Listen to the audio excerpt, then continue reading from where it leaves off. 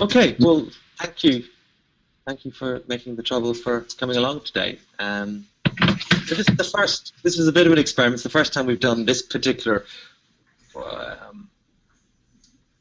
idea, and the idea behind it was there's quite a lot of people who we're meeting and connecting with, and I've met all of you at separate different events, and people says, oh yeah, well let's kind of talk more. And we thought rather than trying to arrange loads of one-on-one meetings, which is be difficult to do, and also you don't get a connection with other people by doing one-on-one meetings. You just have one-on-one connections.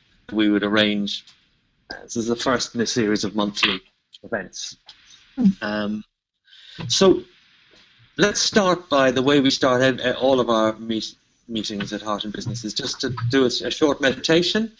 So can I ask you to sort of just sit up straight if you can, feet on the floor, and just literally for a couple of minutes, we just invite you to close your eyes. And yeah, Caroline, I see you moving your neck around. Just if you feel stiffness in your body, just kind of rotate. Just kind of focus on your breathing and just kind of feel into your body, and what your body needs to move and shift. Do that. When you've done that, just kind of settle into focusing on your breathing.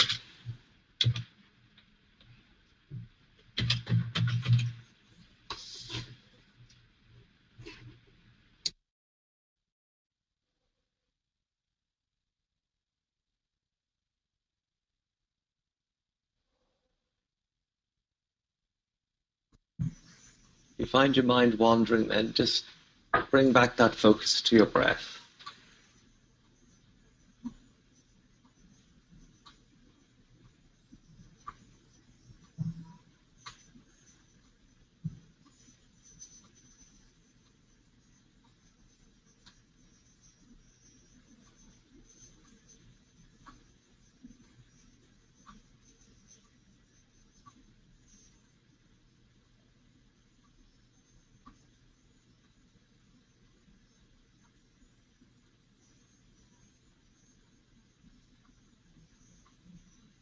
Before you come back to the room, can you just kind of check in with yourself and just come up with 2 words that describe how you feel right now? And when you have those 2 words, if you want to open your eyes and return to the call.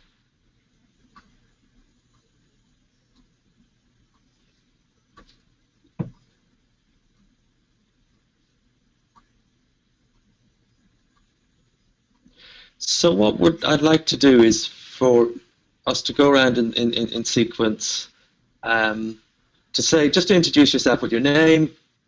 You'll get a chance to talk more about what you do a bit later on, which I'll share how we do that in a second. So your name and your 2 words. And to manage this right, when you're ready to speak, just raise your hand and I'll kind of call your name, and then so we don't all speak at the same time. So name and your 2 words of how you're feeling right now.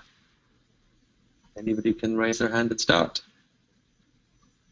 Okay, Charlie, I think was slightly ahead of my timing. By Nats. Calm and curious. Charlie here. Thank you. Matthias?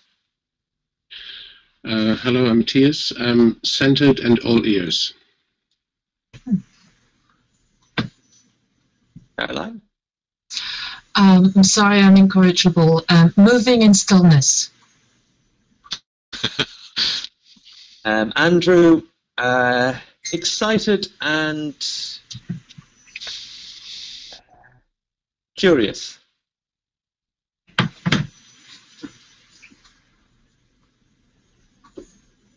Can't hear you, Nicholas. Peaceful and non-violent. Can you hear me now? Peaceful and non-violent. Right. Yeah. Okay. So the format is I'm going to do a bit of an overview and an introduction to Heart and Business for about 30 minutes or so. Then I'm going to offer everybody on the call the chance to to talk for up to 5 minutes about what you're doing and how it connects with Heart in Business. Because the idea is we're trying to build a community here of like-minded people to influence change in the business world. And then we'll have a general discussion afterwards. Maybe somebody else will join us midway, maybe they won't. There's two Heart in Business colleagues, so you've all kind of met Nicholas. Nicholas is one of our partners, and he'll chat a little bit later on about what he does. And although you can't see her, Melissa is there in the background, who's organised this and does all our site and social media and so on and so forth. So for me, the heart is the lifeblood of us as human beings, and I think of organisations, which is really why we've called what we're doing Heart in Business. And it's part, one of the, as most organisations, most commercial organisations seem to have got themselves into a place where short-term profits has become the entire focus of what they do, as opposed to anything else. And that, in my mind, is kind of causing quite a lot of the difficulties we're experiencing in the business world, and indeed in the planet in general. And there's a few kind of studies I want to draw on. First of all, there's a Gallup study that was done a couple of years ago. Globally, 125,000 people in the workplace interviewed, and they identified that 87% of people that they interviewed were emotionally disconnected from their work. That's a shocking statistic, 87% of people. And that was split something like 60-odd% disconnected and 20-something% severely disconnected, as in they're actively angry and hostile in their working environment. So if you look at the amount of time, most humans on the planet work in organizations of some form or other. If you look at during our working lives, how much time we actually spend, probably half of our non-sleeping time working, then it's actually pretty shocking that so many people are emotionally disconnected and dissatisfied. And to me, it kind of explains quite a lot about just the state of the world is in at the moment, the amount of dissatisfaction, conflict, hostility, fear, and so on. The other report, and the guy who wrote this, a guy called Chris Langdon, who was due to be on the call, and maybe he'll join us later, wrote this report with Nick Gowing for the Churchill Foundation. There is a copy on the resources page of our website at the very bottom if you want to look at it. But he basically interviewed about 60 CEOs and senior policymakers, civil servants, people in the NHS, off the record, about kind of leadership and where we were at the moment. And it's called Thinking the Unthinkable. And effectively what people are saying is that these leaders are overwhelmed, the pace of change, the sheer volume of stuff they're having to deal with. And off the record, so many of these people are saying it's just not sustainable. We can't keep on going on like this. The way we're approaching things is broken. It's not working. Very few. There was only one CEO who went on the record, and that was not surprisingly Paul Polman of Unilever. And I'm going to show a few quotes from him a bit later on. But most people were prepared to admit this privately, but were not prepared to go on the record. My conversations with business leaders suggest something pretty similar. There's a great degree of overwhelm, and one of the things that it feels is that people have lost touch with what's important to themselves. So, as leaders, people I think are just not they're not connected anymore to what matters to them. They kind of seem to be. It's like almost like a hamster on a little wheel going round and round and round, trying to satisfy ever greater demands for short-term profits from shareholders, without actually having any great fulfillment. And there's the sort of the culture we're in of speed of working, meetings, emails, texts, people checking their emails before they go to bed at night. It seems that most business people, the last thing they do before they switch the light off to check their email, and the first thing they do when the alarm clock goes is check their emails again. And I wrote a blog yesterday, which probably will be published later today, called Time to Breathe. Because if we're in this crazy cycle of busyness, how can we expect any heart or the possibility that people may be able to connect with other people? Because we're just all so bloody busy all the time. So that's, I guess, a context. Before I talk more about some of the work we're actually doing, let me tell you my personal story and how I got to here. I was running a consultancy for many years, working for big multinational companies, and I got really disillusioned with how short-term profit-focused they were. And so set out nearly 10 years ago to do something different. So I bought a couple of supermarkets, which I know maybe seems like a slightly odd thing to do when you're disillusioned with the world, but they say that some people when they have a midlife crisis, buy a Porsche, but I bought a couple of supermarkets. So, you still bought the Porsche though, I remember. No, I had the Porsche before I had the midlife crisis. Okay. I sold the Porsche when I got the midlife crisis, or before, something like that. And set up with an idea of doing something different and trying to set up a company that was more community and people-based than just focused on profits. There's a lovely saying of Steve Jobs that you can't always necessarily plot where you're going, but it's actually quite easy to join the dots up afterwards. So I now see what I set out on the journey was to develop a business with a heart, but I didn't actually have those words, that language at that time.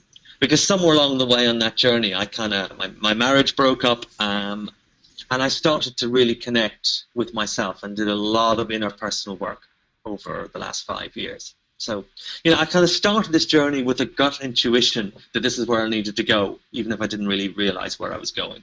And it kind of led to the breakup of my marriage and a whole lot of painful stuff that happened. But in that, it became a realization that I needed to connect more with me. And about 2.5 years ago, with the realization that my life's purpose was about putting the heart back into business. So up to that, I've been kind of very much developing my supermarkets, doing things, trying to kind of quite a campaigner, so campaign within the supermarket industry for better behavior of supermarkets. So things like we put doors on all our chillers, and we showed the supermarket industry globally that actually if you put doors on chillers, you don't lose sales, which everybody thought you did. So slowly but surely, that's a policy that's being adopted globally by supermarkets. Because you have this crazy scenario, you go into a supermarket, you have these open cabinets with all this cold air spilling out. So the customer's freezing, you waste a whole lot of energy, and then of course you have to crank up the central heating so it's not too cold, so that people don't get put off by standing there. So it's a crazy sort of situation. So we did a whole lot of things like that. If I kind of cut closer to the current moment, I could talk for hours about some of the things we did. One of the other things we did just in Crouch End was we put a farm on the roof of the store. So we actually were growing fruit and vegetables on the roof of the store. People in the community volunteered to help grow the products. We then sold them downstairs. The money went back into the roof as a social enterprise. We had school children learning about fruit and veg and so on, growing. So in an urban environment, it's a great way to connect people with food, which is one of the things we were trying to do, as well as from a sustainability point of view. I suppose a critical moment for me, I had 2 supermarkets, one in Belsize Park, which I still have, and Matthias is a customer of, who lives just around the corner, and one in Crouch End. And it must be 5 odd years ago now, Waitrose opened next door to the one in Crouch End, beside the Tesco, around the corner from the M&S. And really it was, while we did compete there for 3 years, it was really not sustainable to carry on doing that. And that was really painful because I put so much energy. I think Matthias sees the amount of energy we put into our community in Belsize. We were putting a similar amount into Crouch End. And in fact, I lived in Crouch End as well. And we had the farm on the roof and everything. So it was a pretty painful process to end up to accept that it was just not, that I was going to have to let go of that dream. But 2 things came out of it. One was the recognition that it was my life's purpose.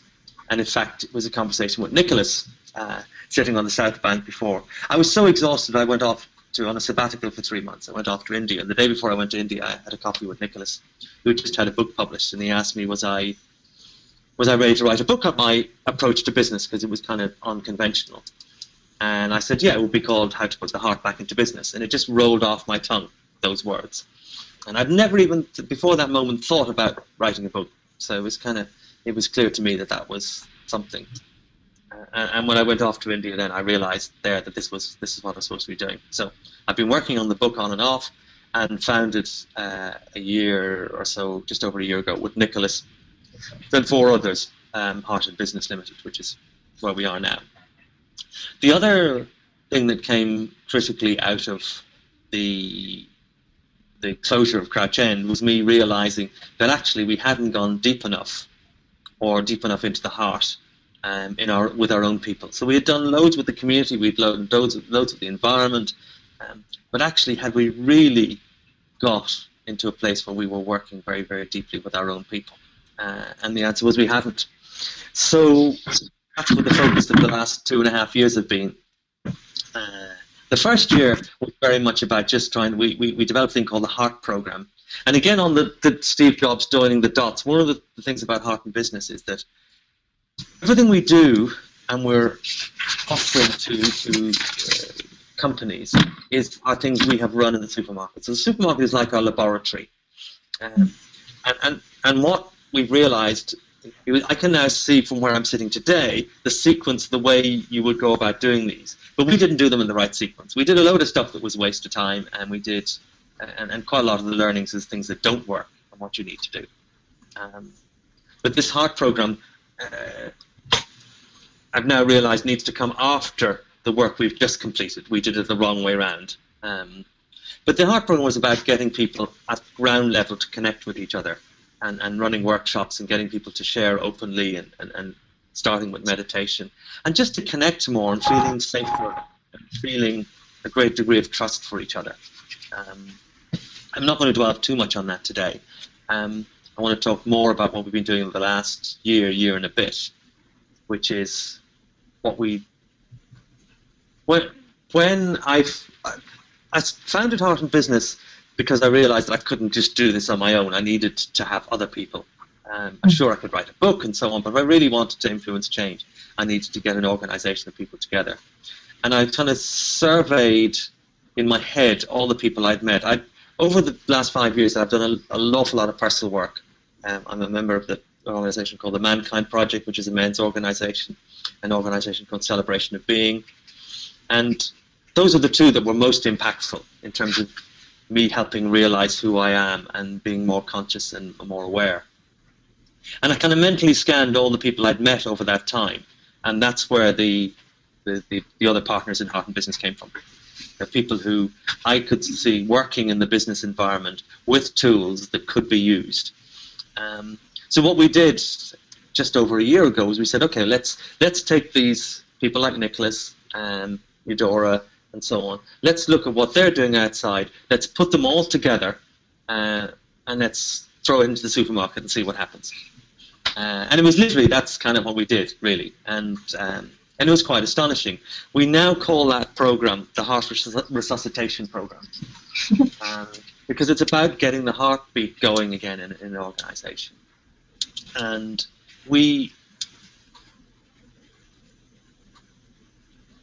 I would have thought, and I would have said, if you'd asked me 18 months ago how heartful was Thornton's Budgeons, I would have said, oh yeah, we're pretty heartful. But actually I've realized we were missing quite a lot, and that's what we've really developed over the last 12 months or so.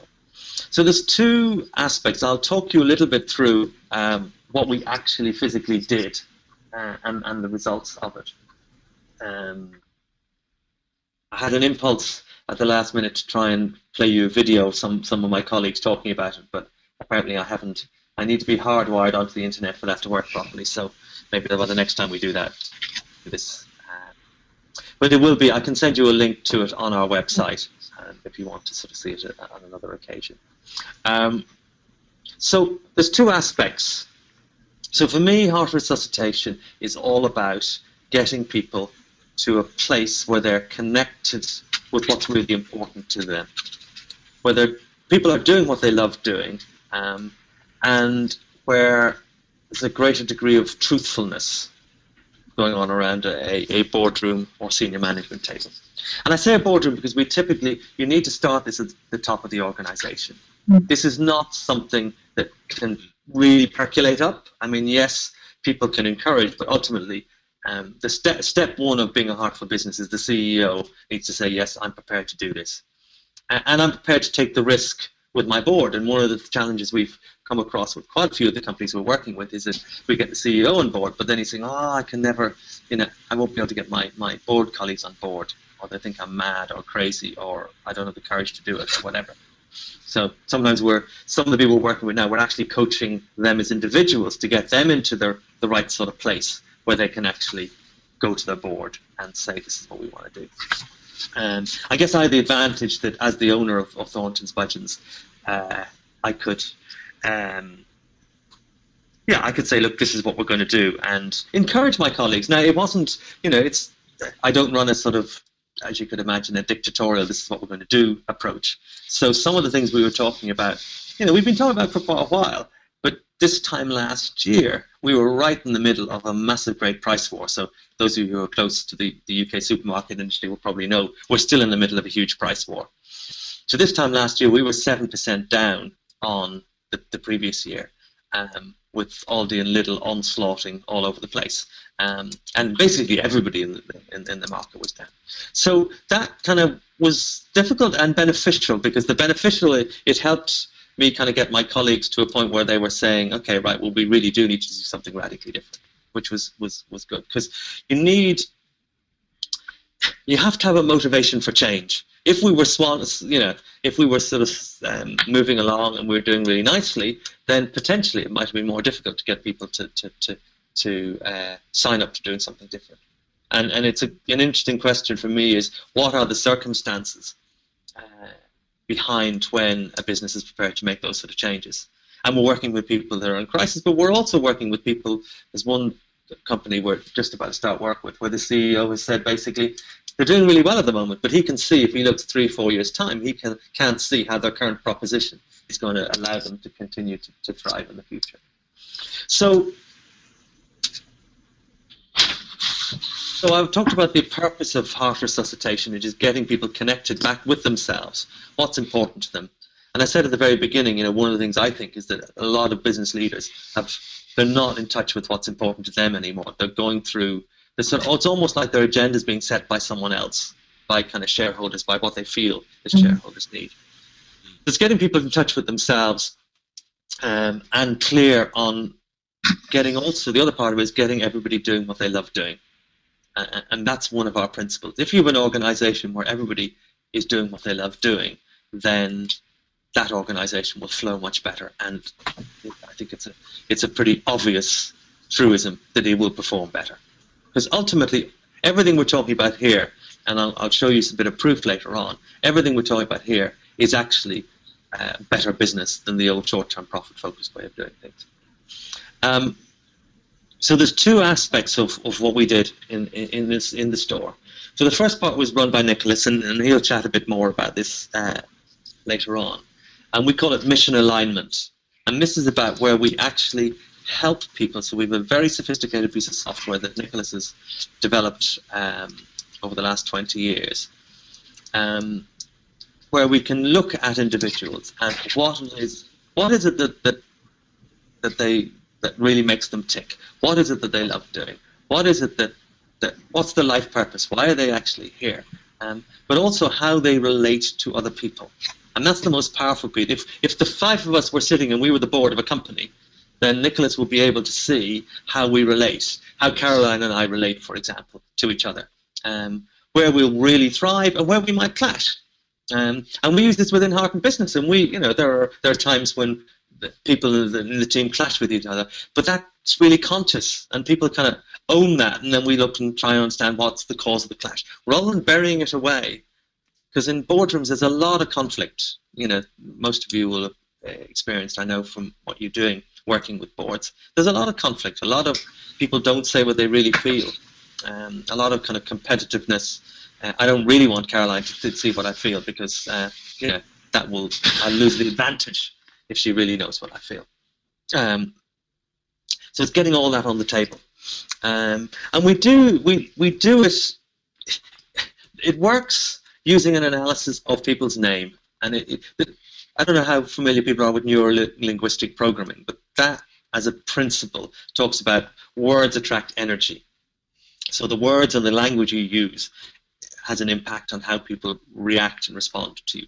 And the same with your name. I mean, Charlie, you've been called Charlie Effort. That attracts an energy to you, which means this work can actually help us identify a lot about you. And it's really powerful. Some people get a bit sort of spooked by it, but it's actually, doing it. And I know it works. And that's why I'm kind of confident to talk to other people and recommend it to other people, because I've seen it working in my business and with me personally. So that's the first bit. That's like we use that, and we use a Strength Finder. Some of you may have come across it. It's an online tool for identifying what people's strengths are. So we use those two tools to get like a map. Okay, so Matthias, this would be your map of who you are and where you are now, and then that would sit with how you connect with Charlie, Nicholas, me, Caroline. If I said go back to our mythical company that we've just set up, and the second stage then is what we call alignment coaching, which is actually where one of our people then works with individuals on how they can actually deliver what their purpose is and how they can kind of overcome the challenges in terms of we have working together as individuals and get that really, really conscious. So rather than being theoretical, let me tell you a few practical examples in the supermarket. So we have a sort of a senior team of 3, myself as the owner, Jim who runs the store, and Shanti who does our finance and legal and administration and so on. So when Nicholas and Chris, who was doing the coaching at the start of this work, they came back and they sat with us and said, okay, look, these are the observations we're making. One of the biggest observations was about Shanti. Now, Shanti and I have worked together in numerous different businesses. She was with me in the consultancy, so we've worked together for 20 plus years. So in theory, I know her incredibly well. Yet what Nicholas identified was a real wisdom and an ability to see things differently than other people. So she sits in her place where she has access to all this data and information, lost in a sea of it. You can see, like, that's an opportunity, we've got a challenge here. But she didn't have the confidence, and if you get a chance to listen to her video, she would preface something about, I'm only just the accountant, or it's just the thought I have, but she'd almost self-deprecate herself so that people wouldn't really listen to her or take her very seriously. Since this process, she has changed dramatically. She has really stepped up, and she's become much more like the COO of the company. So she has grown in stature. Before, there was quite a lot of conflict between her and Jim, who's the store manager. Jim would very much feel that if she was making observations, there were criticisms of him and his team, as in, well, you're obviously not doing it properly. So there's quite a bit of conflict, and they really weren't cooperating. Whereas now, there's still some conflict, and they're working their way through stuff, but they're much more aligned, and they meet on a weekly basis, and then they prioritize stuff. And if Jim, if they agree something is not worth pursuing commercially, then it gets dropped. Whereas before, Shanti would have a habit of continuously repeating the same fact month after month, which would really piss Jim off. And waste a whole lot of time. And for me, I'm now only responsible. Whoops! I hope all this stuff has just collapsed onto the floor. Sorry about that. I've only got 4 responsibilities now in the organization, and they're all things I love doing. So first is I'm responsible for the vision of the company. Secondly, I am in charge of innovation. Thirdly, I'm the custodian of the customer. And fourthly, I am the conscience of the company. Okay, so that's all I do. It's really clear. And Jim and Shanti also have defined what they do. And I can actually do that in 1 day a week. So that gives me 4 days a week to work in heart and business. And there's a much greater degree of empowerment. So I have empowered basically Jim and Shanti and the rest of the team to basically run the business on a day-to-day basis. And we've managed to do that through the process I've just described. Now, that's great. At that sort of level, you can sort of say, okay, we've done that at the senior level. Now what do we do? There are 80 people who work in the supermarket. So how do you get that working throughout the whole organization? So what we decided to do was that we felt it was impractical to have somebody from Heart and Business coach, every single team member. It would be expensive and not necessarily the right way to do it. And also, if we're modeling this for much bigger organizations, and you're an organization with 20,000 people, are you really going to practically employ an outside organization to coach 20,000 people? You're probably not. So what we decided to do was to experiment with appointing internal coaches. So we advertised must have been the autumn of last year, and said, okay, who would be interested in being a coach? We had 5 people to apply. So these are all people who are working in the store, all sorts of different functions. Some of them were managers, some of them were team members, across all different departments. And we used the mission alignment software to interview them, first of all, so that they were assessed by Nicholas as to whether they had the right skills to be a coach. Because coaching skills are quite unique, and not everybody is a natural coach. I was concerned. We had 5 positions, only 5 people applied, so I kind of thought, oh, okay. But at the end of the interviews, Nicholas called me up and said they're all perfect coaches. They've all been drawn to apply for this. They all have all the right skills to do this. So they were basically taken through by our colleague Chris through a coaching process. So they were coached first of all, and then they were coached to coach others, if you follow. So having done that, they then, in November, ran the first set. So they coached between them 8 people in November. They've then, with Victoria, who's one of our other coaches, have kind of had a full review and adopted and changed the process for the store and for Thornton's budgets, because the working environment we work in is quite different from an office environment, which is typically where this sort of coaching work is applied. And they're literally, as we speak, they are sitting in the store with Victoria, just planning out the next batch. And we've identified as a team whom are the key people for us to coach, the next 8 or 9 people to coach. So it's starting to permeate down through the organization. And it's our hope that by the end of the year, everybody in the company will be coached. But by the summer, that the key, about 40 key people in the company, which are the full-time people who basically who run the company, the nuts and bolts, they will all be coached by this summer. And what you can see, if you go to the store, and Matthias, I don't know, put you on the spot here as a customer, whether you've noticed a transformation, but hopefully what you're seeing is people are much more engaged. There's a different sort of energy in the store than there was before. True. Yeah. Yeah, absolutely. Well, I was always very impressed to see the same people over a longer period of time, where in supermarkets people fluctuate so much and people don't stay. People don't have a commodity almost, rather than individuals. Yes, thank you. Yes, and we have some very long-standing people, and this is interesting, because some of this work we're doing with people who've got 20+ years service. Okay, so they're there long before I came on the scene. And so somebody, a woman called Anita Hoffman, some of you may know, is another customer, and she observed that she's been shopping in the store for 20 years or something. But she sees a lot of the same people she saw 20 years ago, but how they are and how they respond and how they interact with people are completely different. So the face looks the same, but the behavior is really, really different. That's for me quite a good symbol of the fact it actually works. What I'd like to do, Nicholas, if I open this keynote thing, can you get it on screen? Yeah, I'll give you screen control. Just give us a sec. You should open it up. Yep, it's open. So you go use the window for screen control. Show my screen, yeah. Yep.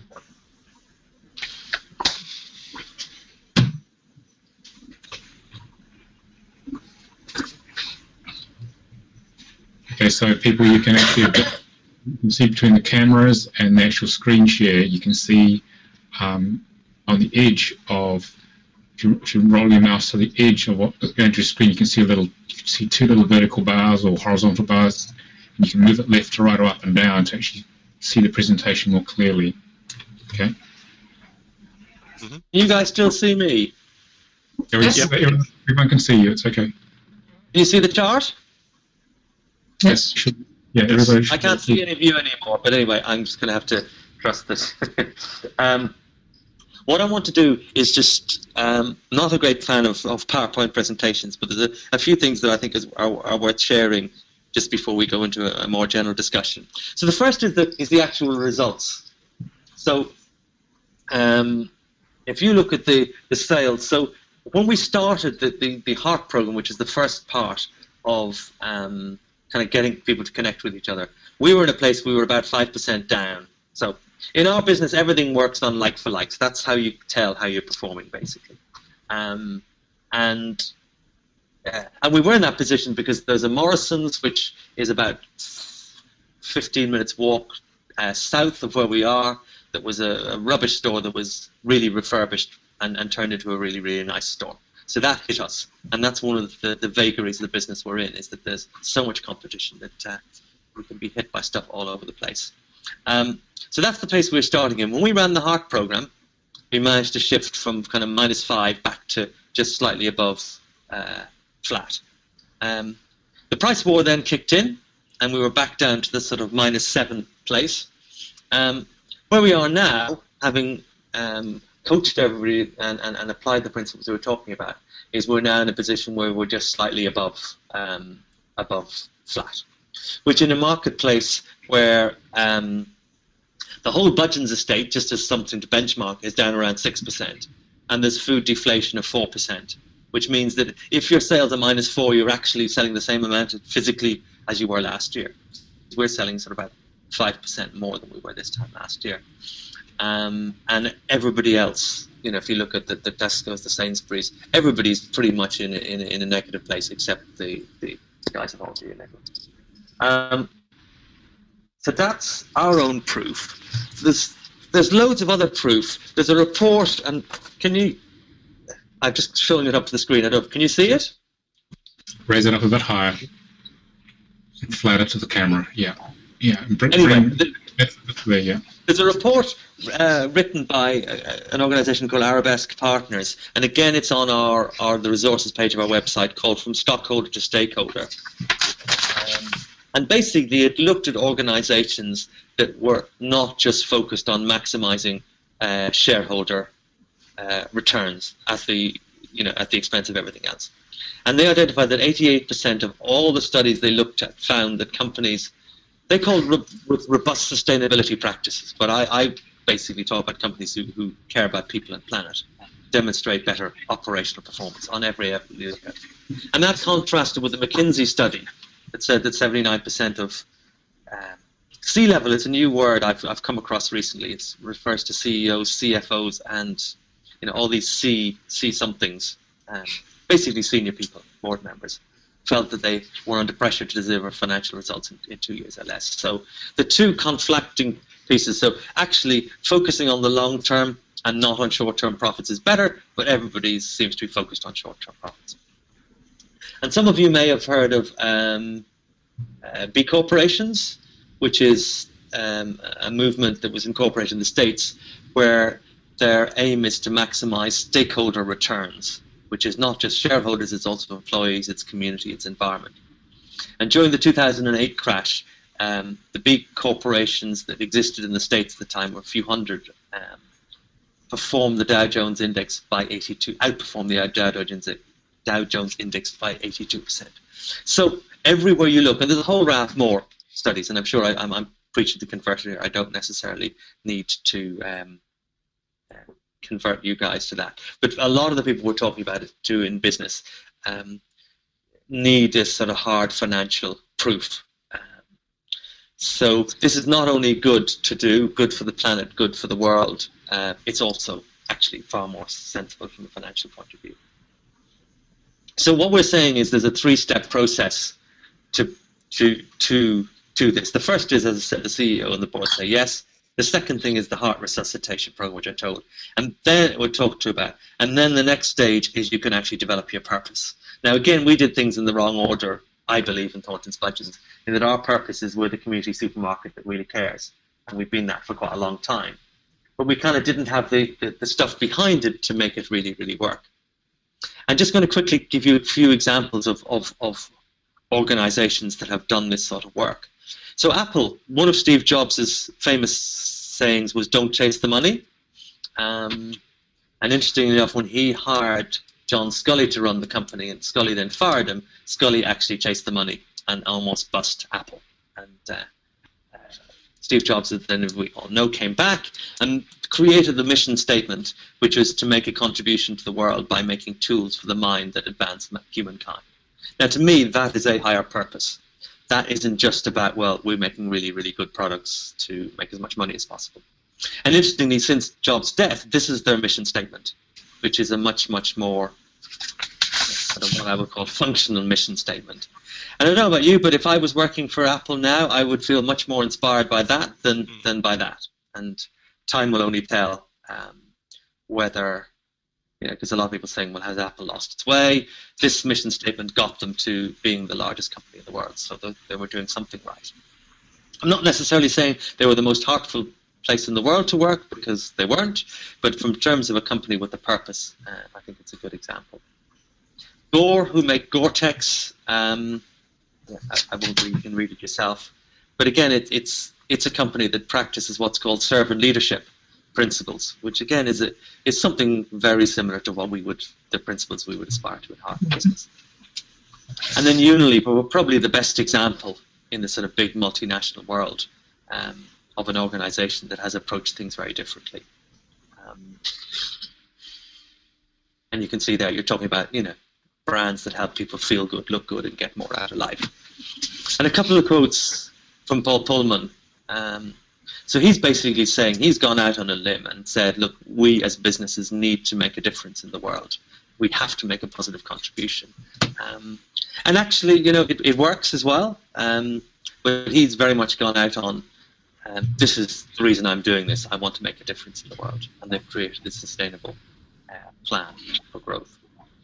So, right, let me come back to you. Those are just a few sort of bits of evidence, if you want, that I wanted to put forward. So that's kind of my half an hour, kind of slightly more than half an hour. Nicholas, do you want to add anything to that before I then kind of give everybody else a chance to talk for a few minutes each? Shall I get a little bit about my background and what I do? Yeah, sure. Helpful?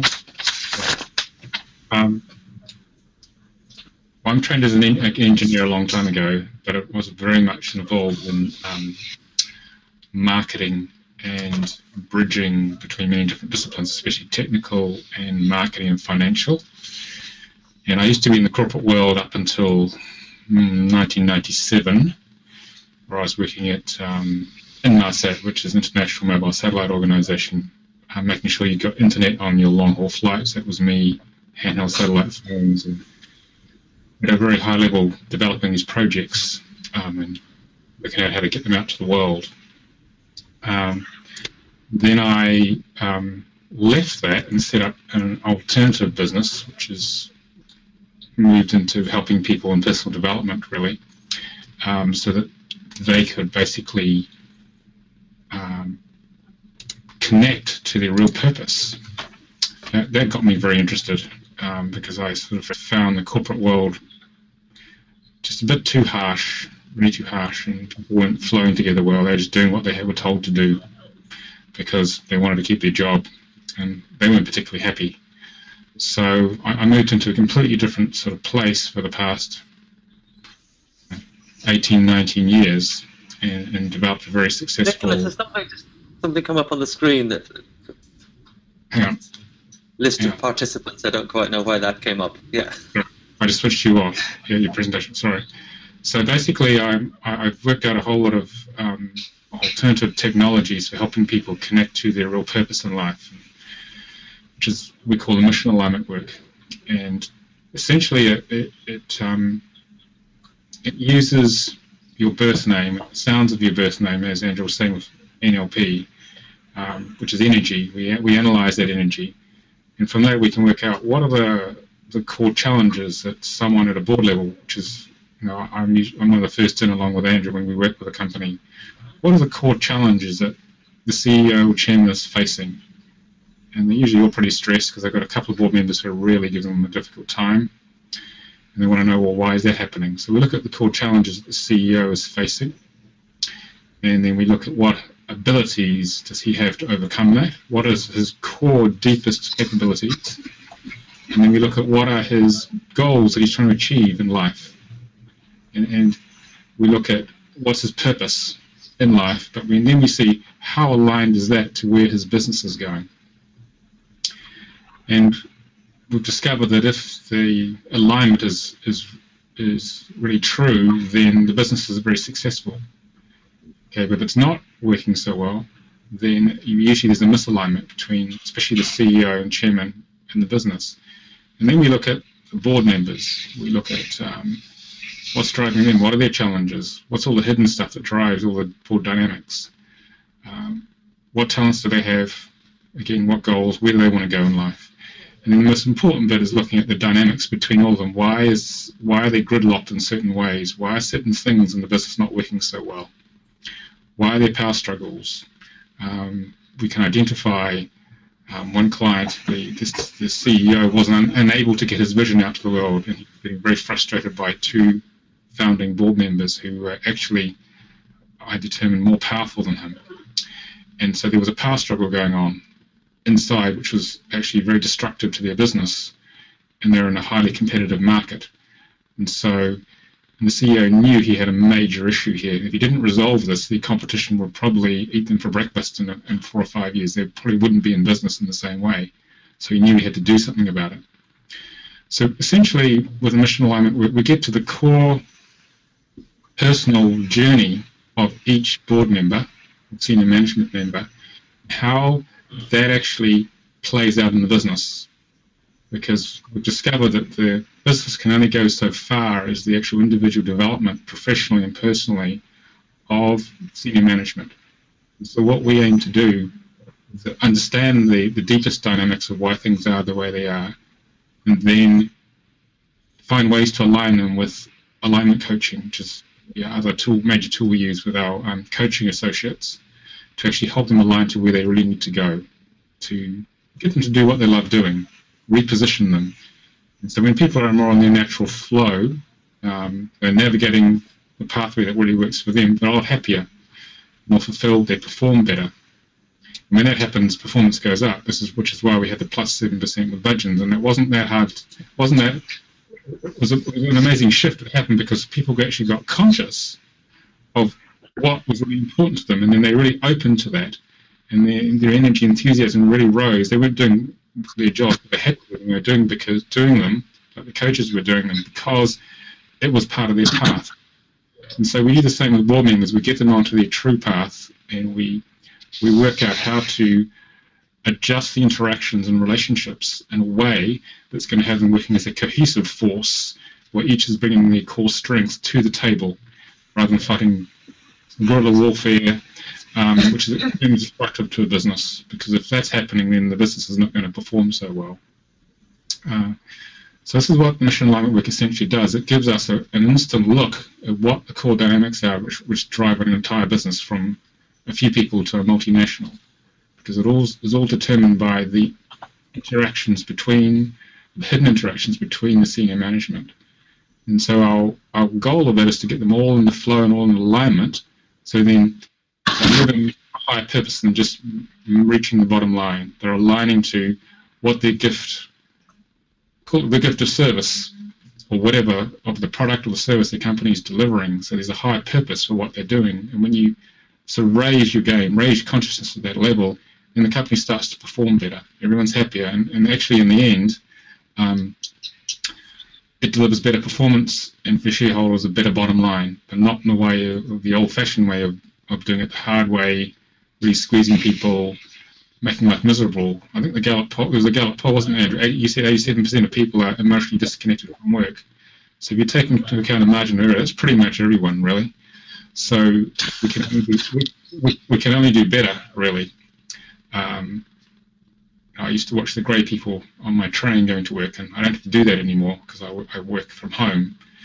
But we can bring to life the grey people. We can bring to life people who've given up in their jobs simply because the machine, the whole construct of the way the corporate world is currently built, is not working for most people. So we bring back flow, bring back alignment, we bring back, I call it the joy of work. We spend a lot of time doing it, so we might as well try and enjoy it and flow with it. So this is what we do with mission alignment. And it's actually, it's more the shift of consciousness and awareness that actually creates the change we've discovered. And so it's really, it's like people are waking up to what they're here to really do. And I think that's been a very powerful process so far, and we're only just at the beginning of this. So I'm bridging my previous corporate experience plus working in the more alternative sort of field to actually trying to change consciousness in business at a higher level, because if we can change the top level of businesses, that will percolate down the lower levels of the business, and then that business will start to be different out in the world. Then that will create massive change in the world because businesses are so pervasive. So we can actually ultimately have a better world for everyone by going through these processes. So that's pretty much a summary of what I do. So I have Thank you, Nicholas. So, who'd like to go first? I'd love to hear from each of you to share with the call, in 5 minutes or so, what you're doing, and how it kind of connects to this, and yeah, just share. So, as with before, if you want to stick your hand up if you want to go, then I'll rush at once. If you're not speaking, if you can mute out your microphones, that's the little green button on the upper right control panel, because it picks up any background noise, okay, especially if you're moving around. Okay. Who would like to go first? Caroline, would you like to go first? No. Charlie's put his hand Charlie up. just... Charlie. 5 minutes isn't very long, really, is it? But never mind. Well, I mean, look, there's only... I was only joking. We've got another hour, so if you want to talk for more than 5 minutes, there's a small number on the call. I'm really cool with that. Okay. So I kind of started waking up probably about 8 or 9 years ago, and I ended up doing a person-centered counselling course, and really came across all the work of Carl Rogers. So whilst it was focused on therapy, I quickly worked out that the core conditions, and I won't go through them in great detail, that he was working on really applied to any relationship between people. So what he kind of said was that if you're in contact with someone, if you can really listen to them, not judge them, and be yourself, and I've paraphrased that quite a lot, then you create a space where other people can be themselves and hear themselves and tell you how it really is for them. So it starts to encourage a very different level of conversation and way of being with other people. Yeah. So other people have come to similar kind of conclusions, but he put it in a very neat package for me, which really worked. The other thing he said was that it wasn't something you could just turn on as a technique when you met people. It kind of had to become part of who you are. And so I really got into that, and it didn't make a lot of sense at first, but the more I did it, then the more it started to change me. And I found myself, listening a lot more deeply, and not just to the words, but to what people were really trying to tell me. And when I did that and took the risk of trying to sort of articulate it back, it opened up all kinds of conversations that I wouldn't have had otherwise. So in my consulting world, where I used to work for the Hay Group, and then a smaller company called Aquarius, and recently for myself, I found I was just hearing different things from people. So it could be something as simple as we've got this really important project we want to complete. What they're really saying underneath that was, this is really important for my objective this year, and if I can get a tick in the box, I'm going to be really happy. So that was kind of where I started, and then I started pulling the threads. There's quite a big spiritual part of me. I've sort of wondered about life and why we're here, and what's it all about for quite a long time. But all those questions started to be asked much more openly in my head around that time, and so I've been pulling that string fairly quickly. So like you, I looked around the business world and saw that there was an awful lot of stuff going on that didn't make any sense to me at all. So I couldn't understand why people didn't talk to each other and really have proper conversations and find out what was really going on. So in the gap, the place I've got to now is this sense that as we awaken, our consciousness grows and we start to look at the world a bit differently. And there are various models out there which try to capture this, whether you go to spiral dynamics or Richard Barrett's work. All the models have limitations, but this is sort of a concept that there comes a point when the thinking in people seems to shift from what's in it for me and what do I need to actually I'm here to serve other people at higher and higher levels. And my suspicion, and this is just a sort of hunch really rather than anything I can prove, is that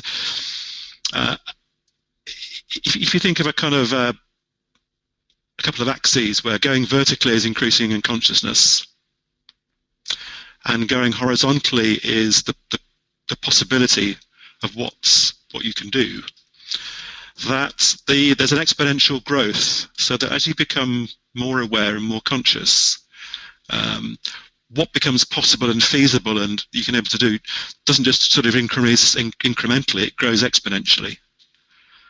I find that really, really exciting. So I then connected that to, I watched that film 10 Billion, which was on Sky. It's Stephen Emmett did a program, and he's written some books as well, looking at just how much the world's population has grown and what kind of problems that throws up. This is very macro stuff. But I hadn't really appreciated that the world's population has doubled in my lifetime. I thought, oh, that's quite a lot. But there's kind of two sides to that, really. One side is that it creates some very big problems.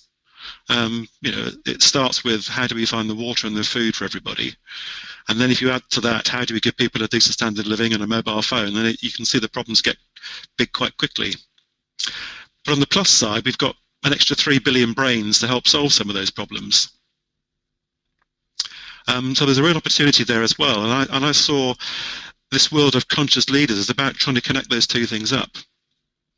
So it's how do we create the organizations and the space for people to bring their talents and their skills and their abilities. It ties in very much with what you've been saying, but with a sort of a much higher level of purpose somewhere in the background, so that it shifts more from how do we enjoy working in a company to how do we create companies that actually start to serve the world rather than necessarily serve the shareholders.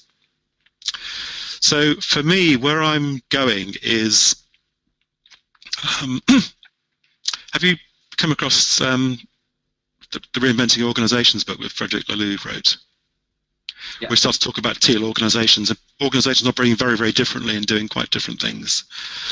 I guess I'm interested in the people who are starting to work at the frontiers of what we think is possible and how we can operate.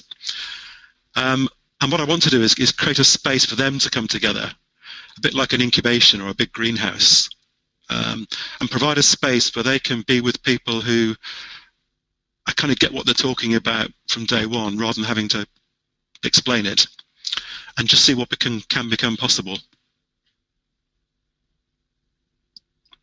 So it's more than a retreat, it's more a case of bringing people together to grow, to incubate new ideas, a kind of place to protect some of these new green shoots coming up before they get squashed by the kind of maelstrom of the way the world works at the moment. and just see what can be possible. I'll stop there. Okay. Thank you very much, Charlie. Yes, that makes a lot of sense. And I know you and I have talked about this more at length. But I think what's interesting for me is that what's really encouraging, there's a lot of different people coming at this from different perspectives. But actually we're all heading in the same general direction. And that's very encouraging to me. Okay. Matthias, Caroline, who's... I don't mind. Okay, off you go. All right. Shall I go next, or Matthias, you want to go? No, go ahead. Caroline, you go. Okay, all right then. So I'm Caroline, or Caroline in French, because I'm actually French. I'm half French, half German from background, and I think this is the international component that is very important for me. I mean, my mind is very much global. I've been living in the UK for the last nearly 20 years, on and off, longer than that.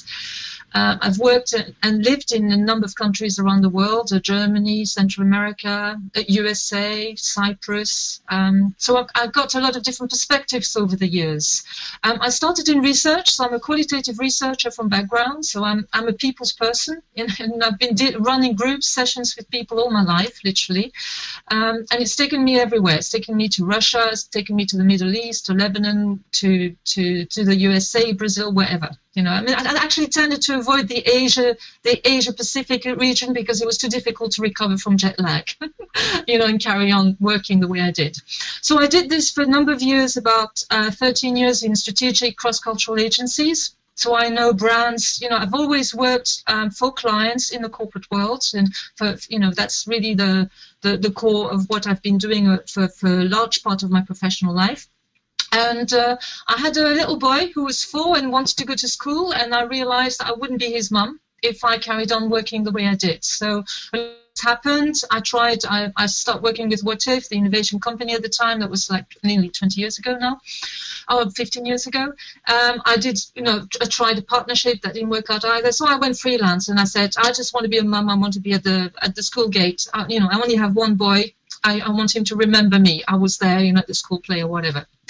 And this is the choice I made. I decided to be a mum, and within a few months, I set up To the Heart. It came completely naturally, au cœur des choses. You know, I believe in emotions driving everything. So being a qualitative researcher, it came from an emotional perspective. You know, it's really kind of connecting, revealing, helping people unpack, you know, and reveal their emotions for marketing purposes, because as it was the case at the time. And To the Heart grew completely organically. So within 6 months, I had a big contract from Walt Disney World, and I started working for the Disney companies for about 10 to 12 years. And that has been my biggest group of clients over the years, until about 3 or 4 years ago now, where I decided I could no longer do Mickey, or the Mickey business, as I call it. So one of the things I've been very successful at is motherhood. I'm very proud of that.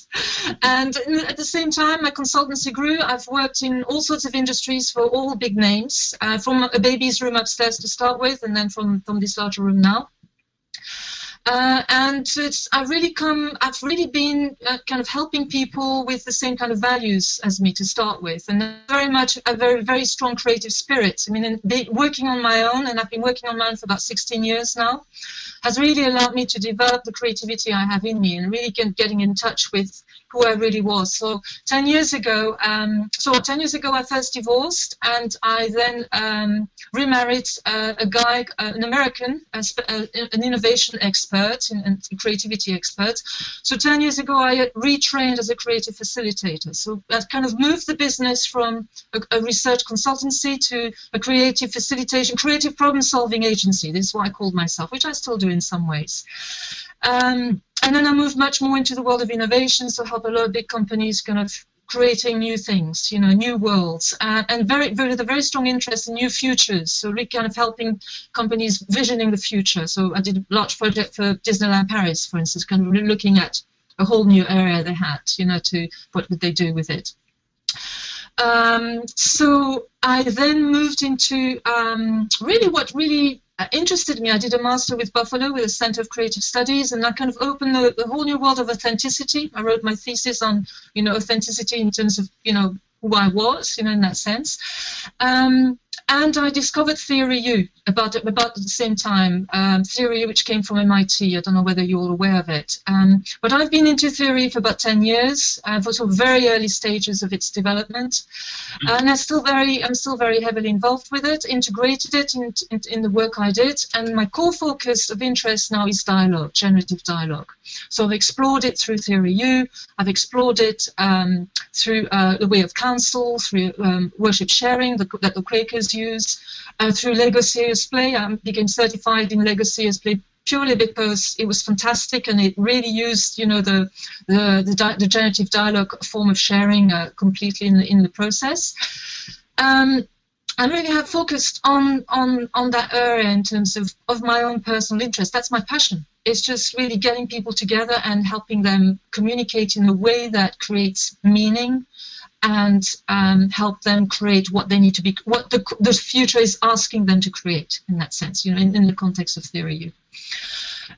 So that's my gifts, that's what I bring these days, and I'm really now relaunching, in the process. The third website had been designed 3 years ago, but I got divorced again. So as I learn and grow, my life changes, and so the last 3 years have been a huge transition for me, huge in terms of, I mean, I'd say my spiritual awakening really happened, you know, about 5 or 6 years ago.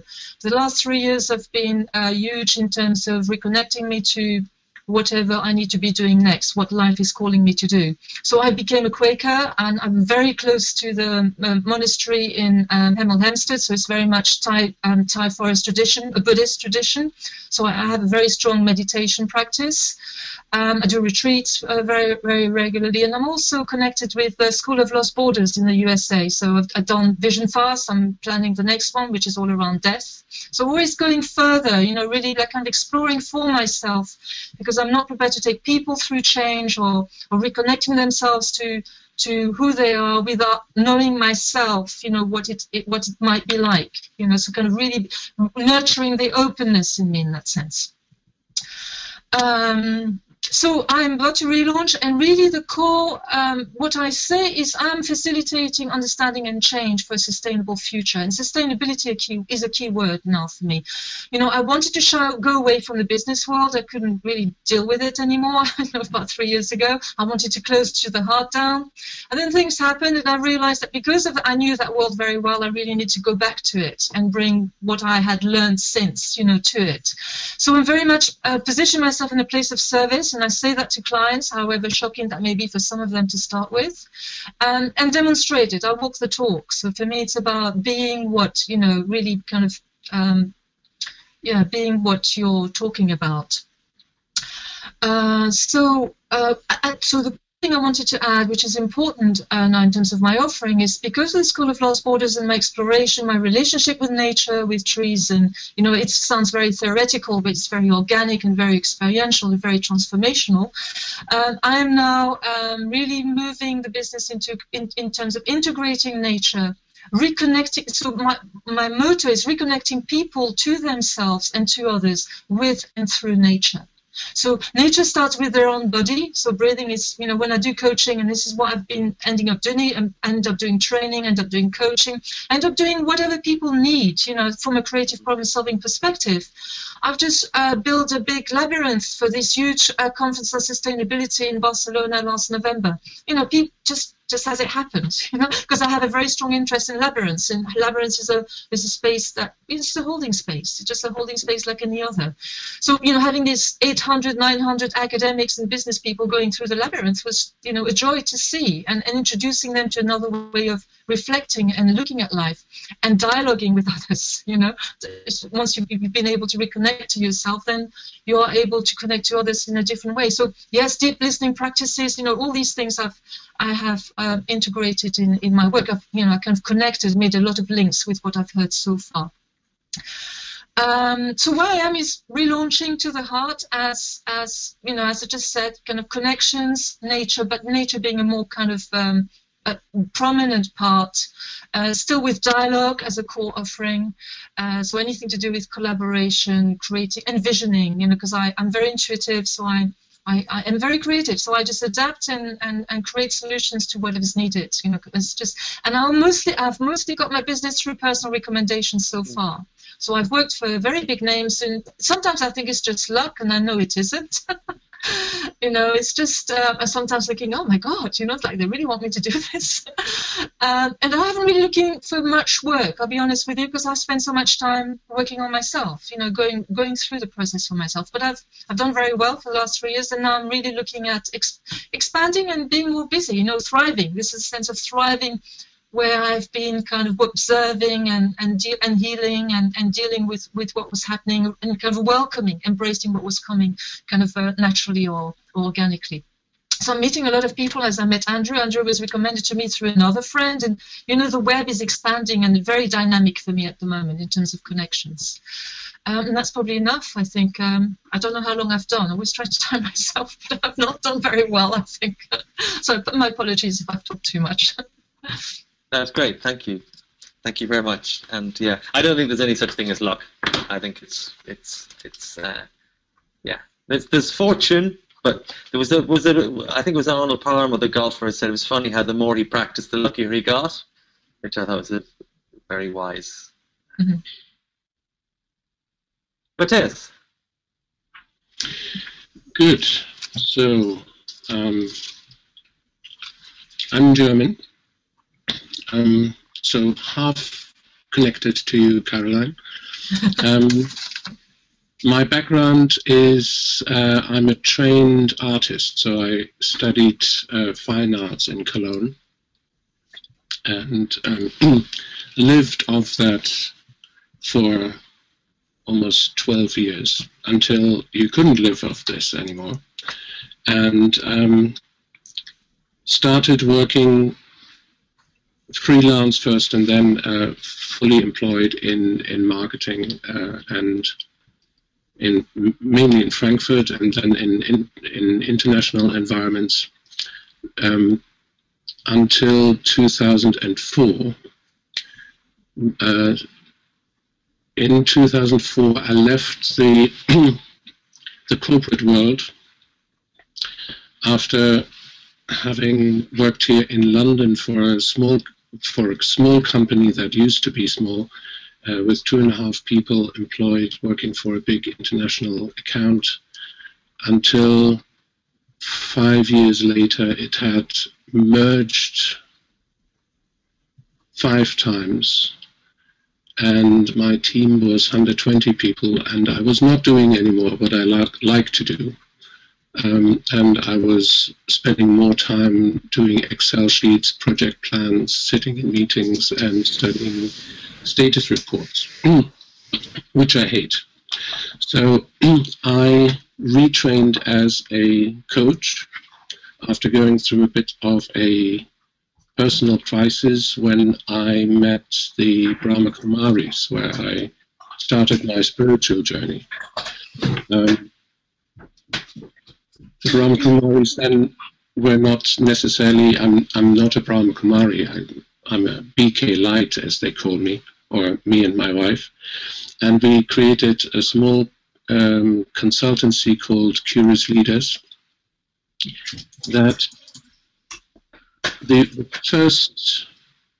first purpose the business had, actually before I joined, my wife started that business, was to change fear to love in business. And that was 13, 14 years ago. So you couldn't really talk about that at that time. Fear to love in business, that was almost like talking about the soul in big corporations. So we, on the way, then we met with Richard Barrett and did some work with his team and with some companies. We now have a small group of companies that we work for, all global corporates, and mainly when we look at the impact that we have, it's not necessarily what we sell or what we teach or what we train or what we coach. It is more the way how we do it, I think. And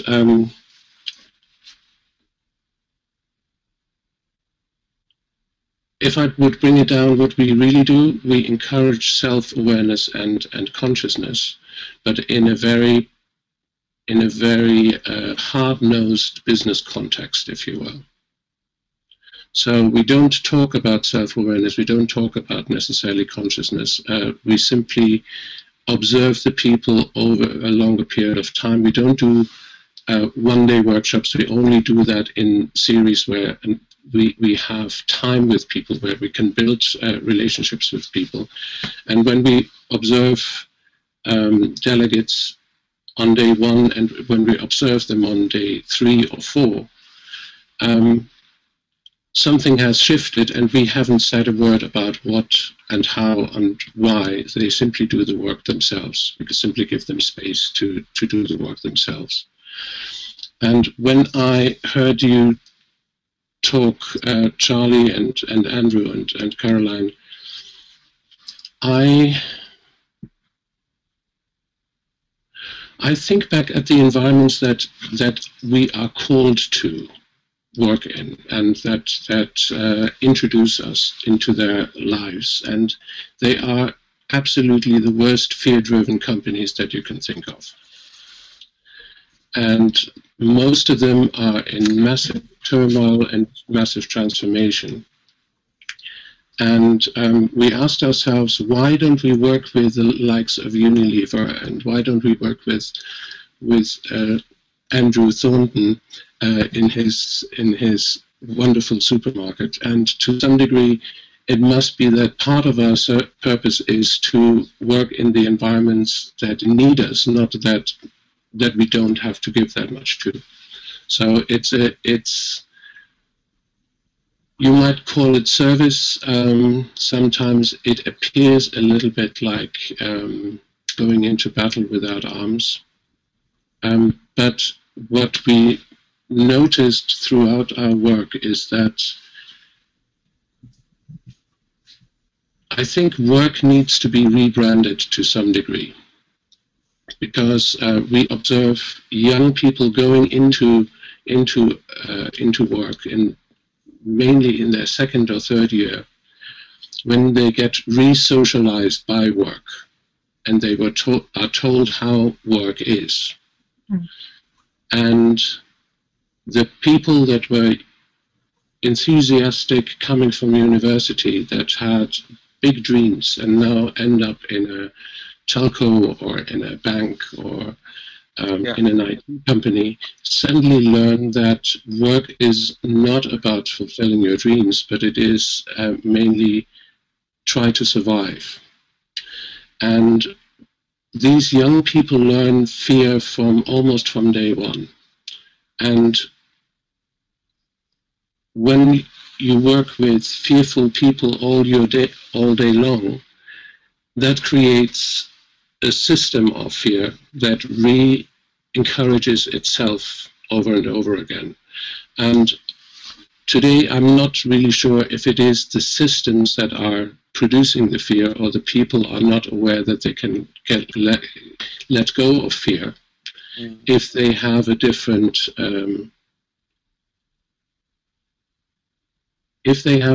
view on what they do and on their lives. And in our coaching work, and right now I only do coaching pro bono, I only work with very few people that either I feel called by or that I know for a long time, and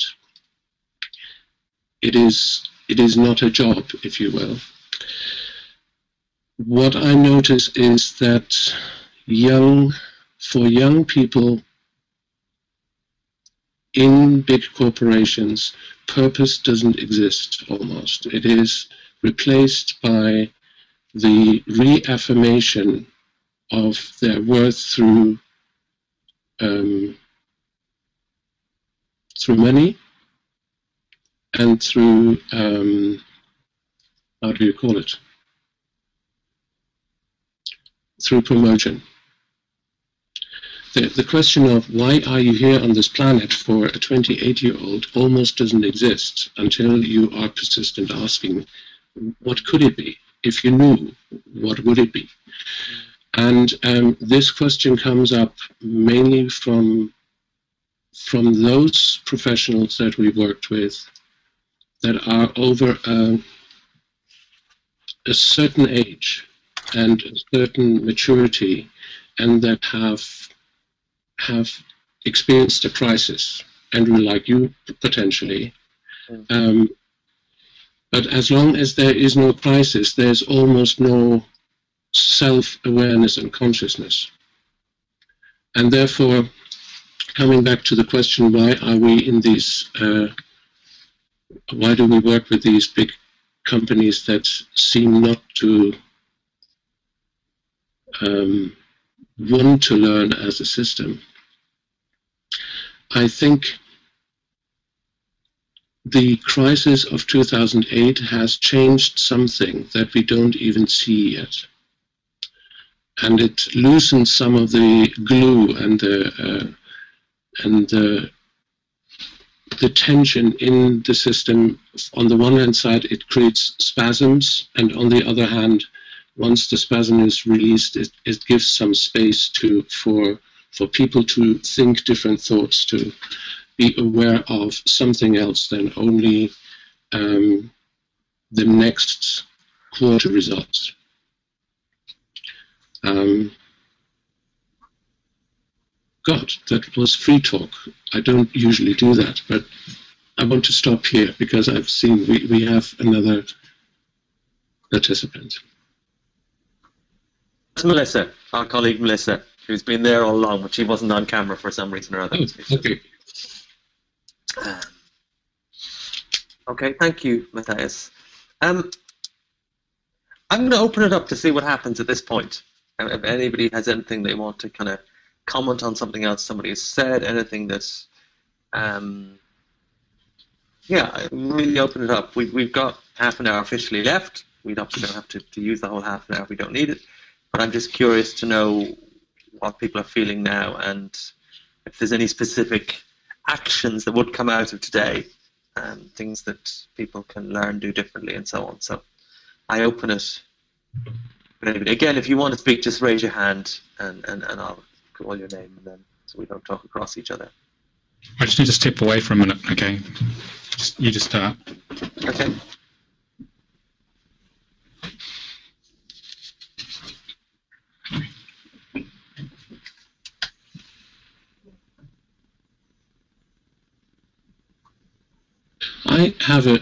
I have a question, Andrew, and this is really only a question from your experience, because when we talk about you should do what you love to do, there are jobs even in the supermarket that nobody really likes to do, if we're really honest. And how do you get along with that? Because you can't only say, let's do only the stuff that anybody likes or somebody in the team likes to do, and who's cleaning up the floors. A little bit like that.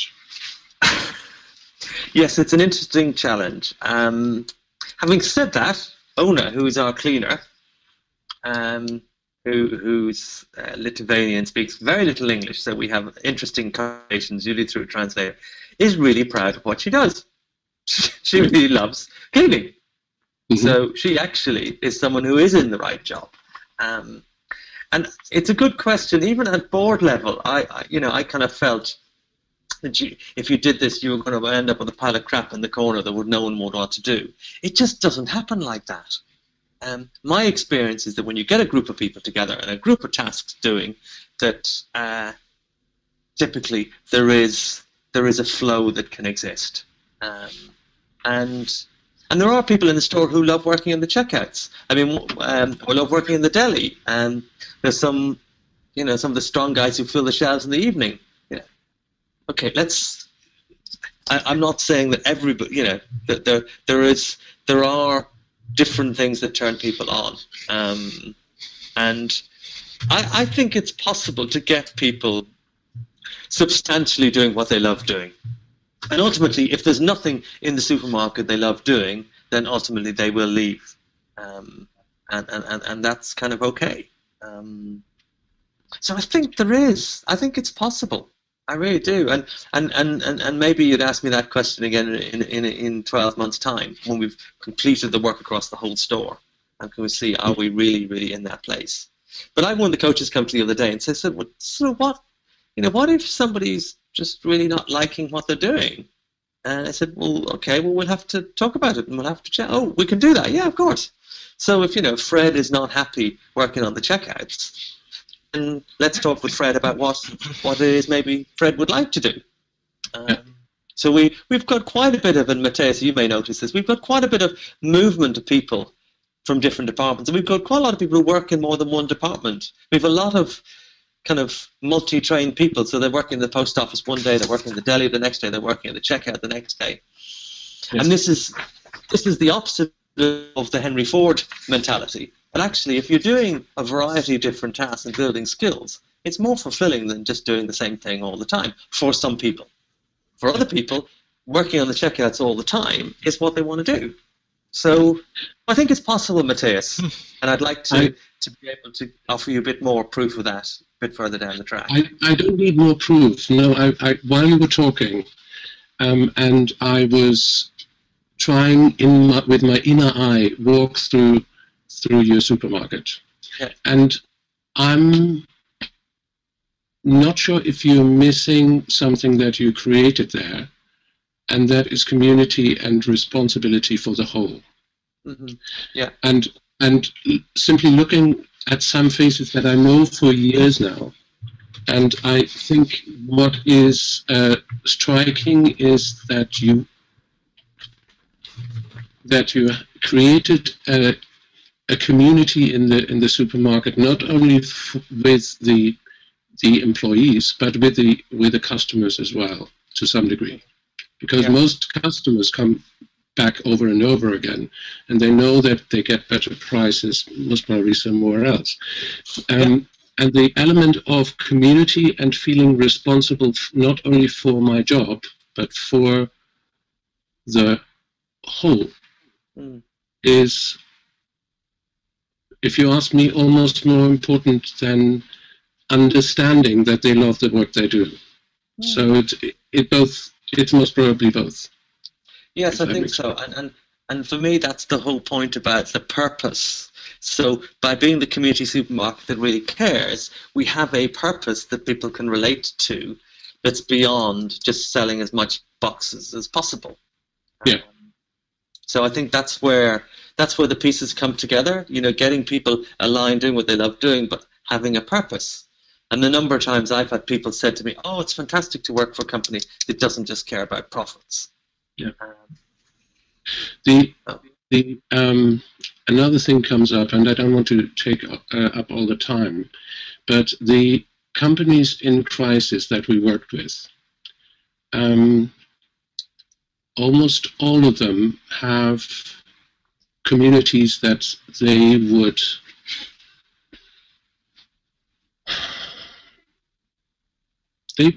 would go into battle for. Sometimes it's their own team, sometimes it is their business unit.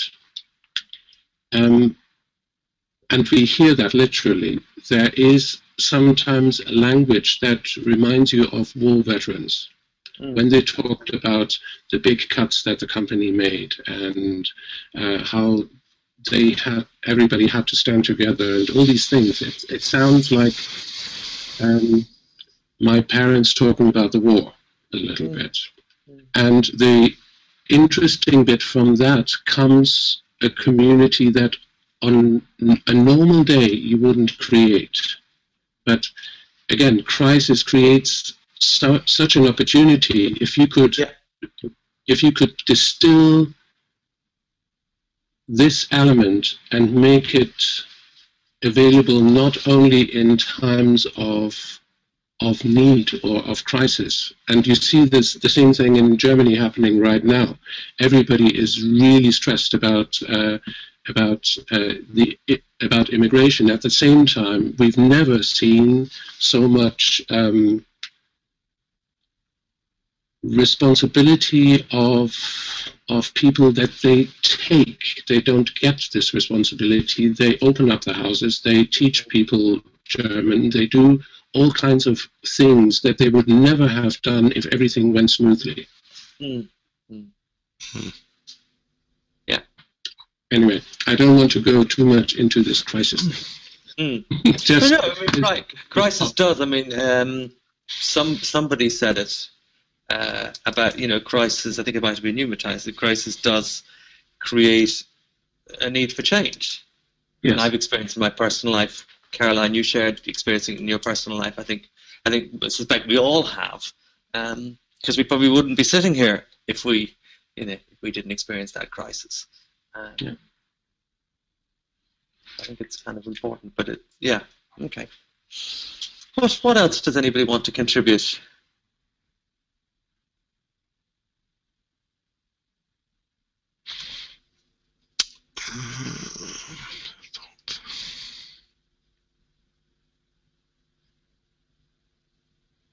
Charlie, was that a... Yeah, I'm just trying to articulate a thought. I've got a few words buzzing in my head, and I'm just trying to stitch them together into something that's a bit more coherent.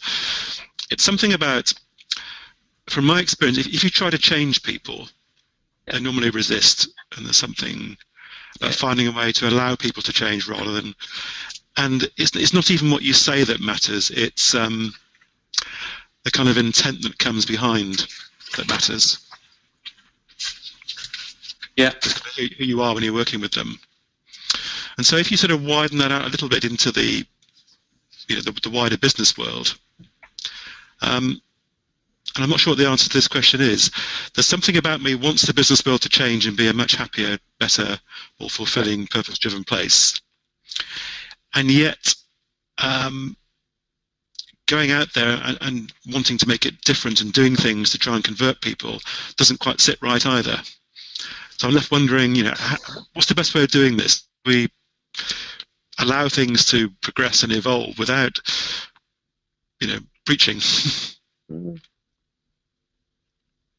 It's a really good question, both at an individual and a company. I can relate to a colleague in work whom I really want to change. I really want him to get this. And this is a balance between offering him these tools and resources, and Nicholas and Victoria and people like that, and not pushing. And the same with what we're trying to do at Heart and Business. It's not about pushing, and really what our approach is to share, just to share to people who want to listen, and accept that it won't be for everybody. And I used to run a consultancy, and we were always selling stuff. We were always pushing and chasing, and trying to go after contracts. And we're trying to do it a bit differently here, where it's kind of that we set our stall out and say, this is what we're. If this appeals to you, come and talk to us. And if it doesn't, then it doesn't.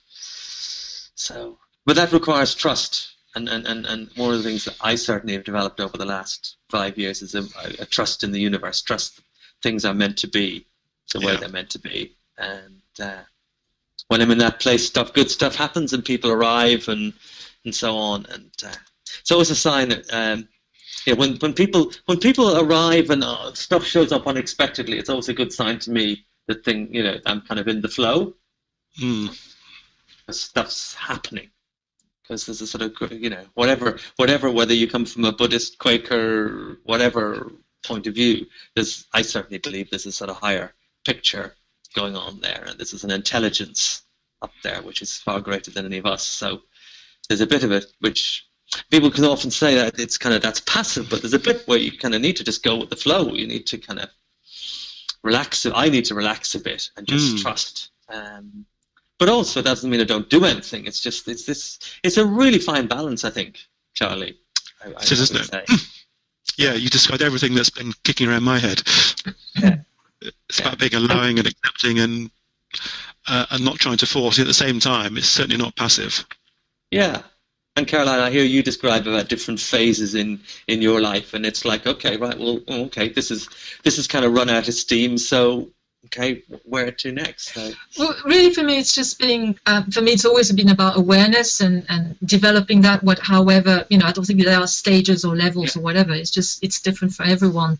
And listening, being really connected and listening, really connected to what is in the moment. So my concept of I was always a very responsible person, and I no longer am. I'm just really able to respond, which is my new concept of responsibility these days. So really be in the moment and responding to what feels right, to really feel that this is calling me, so I'm responding to it. So I'm helping a lot of people. I'm doing a lot of things naturally, and people know about it. So I don't need to sell. I think people know that if you're interested in someone in doing merging two teams, then Caroline might be able to help, because she's, that's what she's good at. She gets people from strange backgrounds together. So I learn a lot from other environments. I mean, this is what I've learned is, I would do prison visits, for instance. I was at the prison last night, and that's the analogy I often use now when I think of the corporate world. I see them in prison. I see them as more prisoners, than the prisoners I meet, in the prison these days. Just in cages, not knowing how to get out of their own cage, the cage that's been created for them, that they've allowed to be created for them at the same time. So the work, I think, for me is more about enabling and empowering through awareness, and connection for me is starts through the body, through experiencing. So my work's mostly been creating experiences for people, even when I'm just listening to them for an hour, not asking any questions, and mirroring back afterwards, just simply. Then that's all that was needed, and that was an experience that helped them, empower themselves, reconnect to their own power, to their own soul, whatever, however you want to talk about it, to their own souls. I don't know how it works, because I have never any anticipations or expectations when I work with people, because I know something's going to work with one and another thing's going to work with another. So for me, in the experience you create is using as many tools or techniques or whatever you want to call them. That's what they're for. It's just creating a variety of experiences within one main context, so that people get where they need to get to at that moment in time. And I never know what that is really, in terms of the big picture thing. I know they all need to merge together if that's the objective. I never know how that's going to happen for each. So to me, it's modeling. When people say, can we really do this dialogue stuff in a circle, and not ask any questions, not making any comments? Well, if I model, the listening, listening of others, then, it just happens naturally. So for me, it's always been, it's about being what I believe in before I go out there and teach it or train or show the way, show ways to get there. Yeah, no, I totally get that. And sort of that's what, when Heart and Business, that's what we're doing. We're doing it in the supermarket. We're kind of living it and breathing, all of us, and we are. And we had, I hope you don't mind me saying it, Melissa and Nicholas were both here. We had a meeting last week where there was a bit of a clash between the two. It was great. Melissa picked up the phone after it was on webinar. Picked up the phone afterwards to Nicholas, kind of. Said, oh, yeah, okay. And then they kind of looked at it, and then Nicholas looked at the mission alignment stuff and said, oh, I can see there's a clash here. And they worked through it. And then they kind of, told back to everybody, look, sorry if it was a bit uncomfortable for everybody else, but, we were dealing with that stuff. But it's really open. It's there. It's, it's on the table. The stuff that causes conflict and difficulty is the stuff that's not on the table, the unspoken stuff. And that's really powerful. Melissa, did you stick your hand up a few minutes ago? Do you want to unmute yourself? Yes, I have. I was, Caroline, I was to hear about Theory U, because one of the people that I've worked with is called Daniel Ludovic. Do you know him? It's the social state of presencing, isn't it? Yeah, he's trained with Ariana, I think. Yeah, exactly. I'm connected with Ali, who works with Ariana, and she advertised the course he just run, I think, in London, I think 6 months ago or something like that. Okay. Yeah, so yes, that was very interesting too. But for me, what I found, you spoke, Matthias, about how people get interested in working as maybe a cleaner in a supermarket. And I spent I'm 44, and I spent a large part of my life looking for my thing. What is it that makes me special? Because I'm kind of artistic, I'm sort of musical, but I never quite found my thing.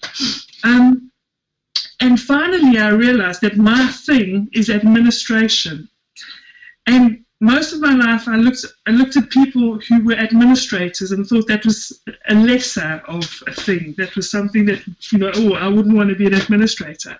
And I started reading this book by John Kabat-Zinn. I don't know if you know him. And he said that we should find art in the most mundane of things, especially with regards to parenting, which I find at first mind-numbingly boring, especially doing, the cleaning and the pairing of socks. And he said, when you make those things meditative, and when you do the socks or fold the clothes, think about just the folding of the clothes or the pairing of the socks.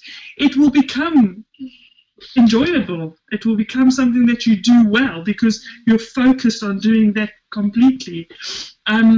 And even cleaning, Andrew, I love cleaning, and my children will laugh because I constantly am cleaning. And I think when I realized that administration was my thing and that I was completely focused and it became my art, and I surrendered to that, then that's how I became excited about being an administrator, And I started to, like you, Caroline, you started, taking that step and just doing something, having children and having to deal with children and doing your job from your baby's room. But then suddenly it becomes bigger and bigger, and so you just you enjoy what you do so much. And what I love about Hearts in Business is that not only do I know what my thing is, but my colleagues celebrate my thing with me, and they give me, I mean, I don't know why I wanted to share that with you, but that's what I wanted to share with you. I just feel like it's important to be Thank you very much for that. Happy about the mundane. I'd just like to add, the reason why I'm here is because my main focus has been about collaboration for the last 2 years. So I've been talking to a lot of people about collaborating and work, and I've been working with a lot of different people over the years, but really kind of more actively focusing on collaboration. So that's the word I would pick on. Thank you, Melissa.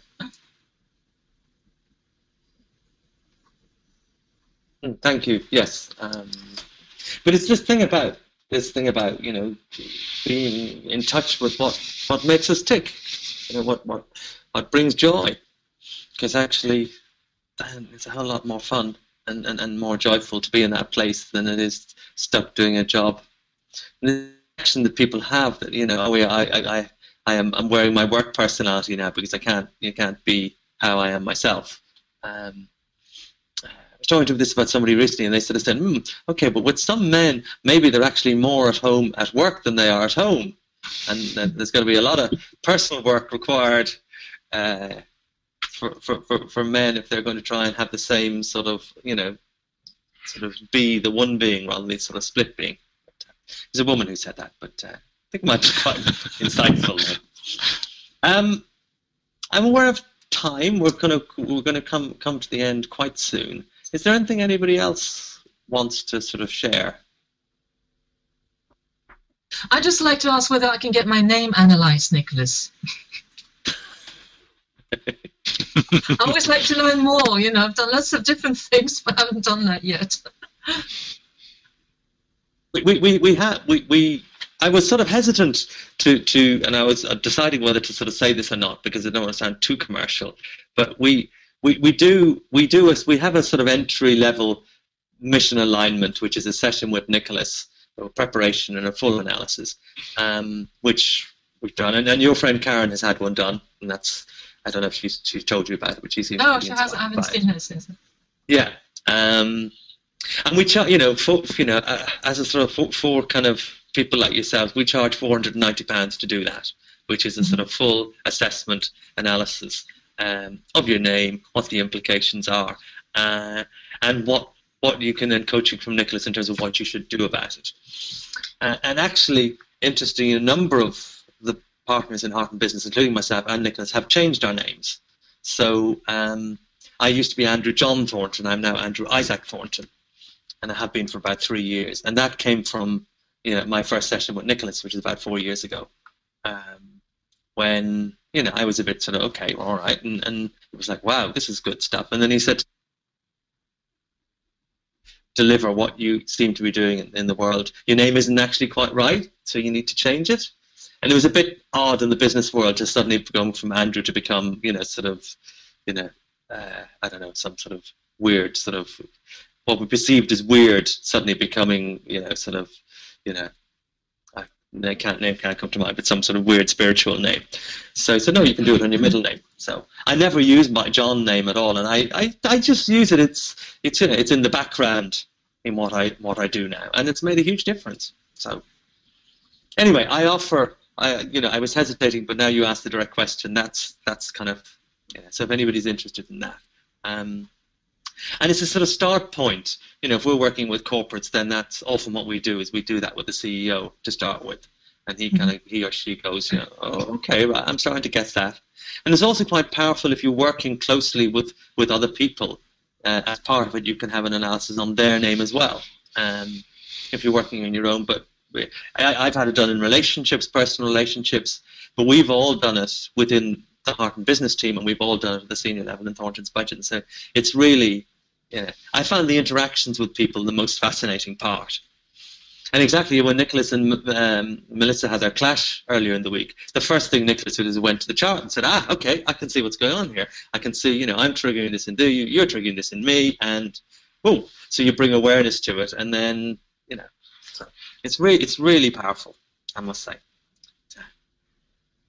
So yeah, you have, if you're okay, I'll kind of do a group email to everybody afterwards, so you all have, if anybody wants to stay in touch with each other, and you'll have Nicholas will be on there. So if you want to have it done, just go to him directly, and we can do it. Thank you very We much. can look at one, if you're one business colleague or someone personally you want to know about, especially business, I can show you how the business dynamic, energy dynamic works between the two of you. Say some sort of business partnership or associate or whatever, we can do that to demonstrate how the relationship aspect of it works.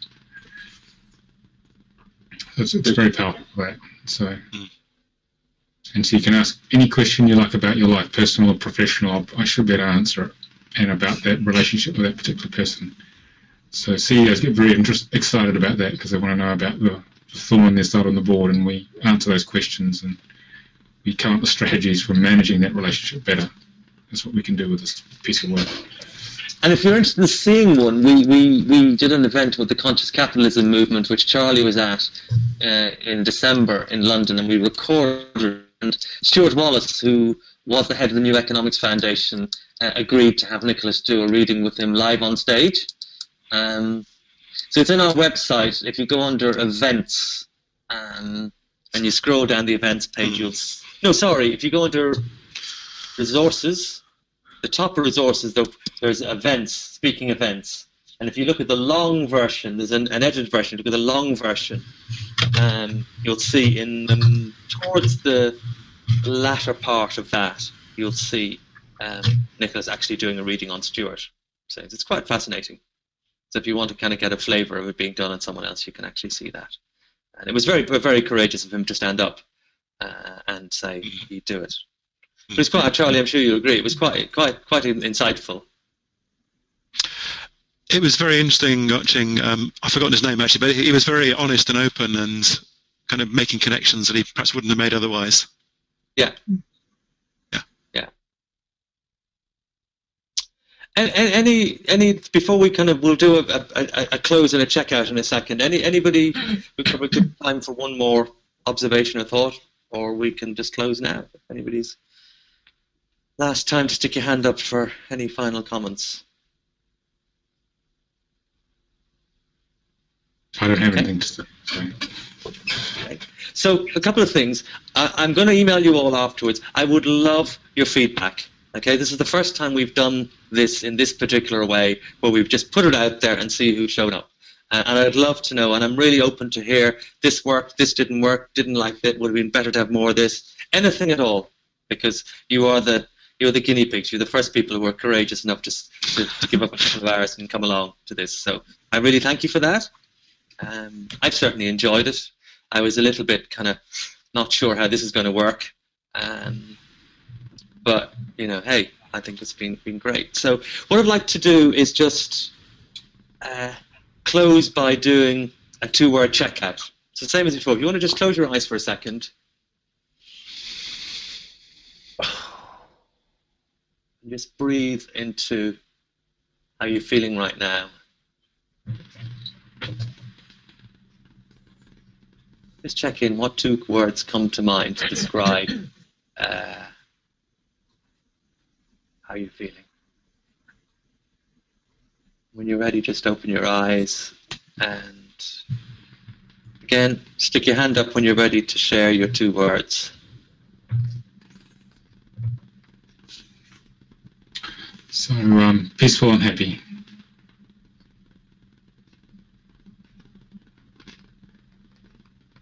Heart connections. Inspired and happy. Connected and awe.